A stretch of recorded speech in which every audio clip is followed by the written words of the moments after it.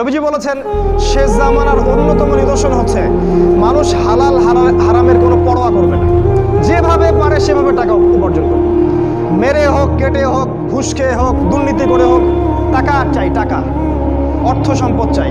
ভাবখানা এমন সে যেন পৃথিবীতে 1000 বছর থাকবে, 1 সেকেন্ডের মধ্যে সে পরকালে চলে যাইতে পারে, হুঁশটা তার নাই। আল্লাহ পাক বোঝার তৌফিক দান করুন, আল্লাহুম্মা আমিন।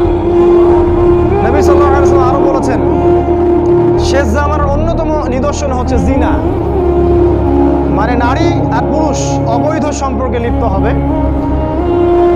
এখন দেখবেন ঘরে ঘরে জিনা, আর এই জিনার মাধ্যম কি?